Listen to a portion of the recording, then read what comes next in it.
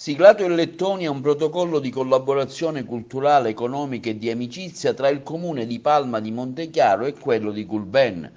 Un progetto incardinato nel premio Tommasi di Lampedusa voluto dal dirigente scolastico Laura Sanfilippo, che faceva parte della delegazione del comune formata dal presidente del consiglio Domenico Scicolone e dal suo vice Saro Falco, con loro anche la giornalista Margherita Trupiano, da sempre nello staff organizzativo del premio Tommasi di Lampedusa.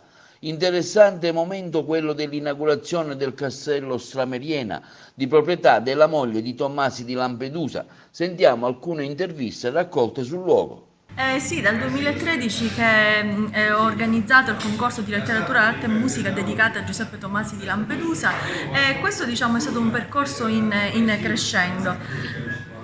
In questo preciso istante ci troviamo in Latvia, ci troviamo a Gulbene, dove è stato siglato questo accordo, questa partnership non solo tra scuola, ma ho voluto che la scuola fosse un centro di promozione culturale reale per coinvolgere anche l'intero comune, quindi non un semplice gemellaggio tra scuole, ma qualcosa che si possa estendere anche al comune di Palma, portando delle innovazioni, del gemellaggio quindi culturale, il gemellaggio può significare amicizia tra popoli diversi, può significare un risvolto economico per la nostra città, si possono vendere pacchetti turistici, ci si deve lavorare insieme per il bene della nostra comunità educante, ma anche per la comunità di Palma di Montechiaro.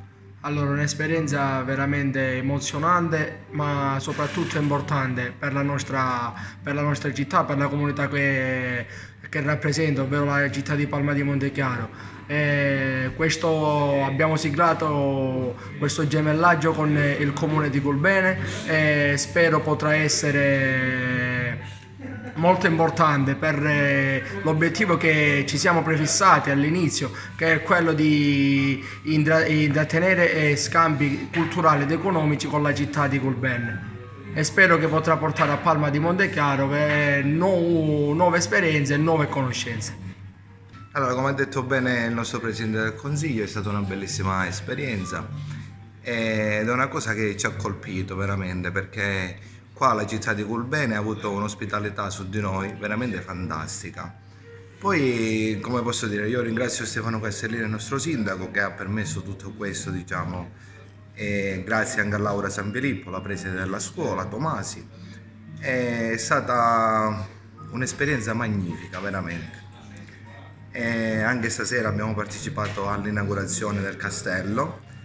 È stata un'esperienza, ripeto, magnifica, dell'ospitalità che ci hanno dato, della perfezione che abbiamo trovato qui su tutto, e di questa storia del Gattopardo, di Alessandra Golf, con Giuseppe Tomasi. È una storia veramente bellissima.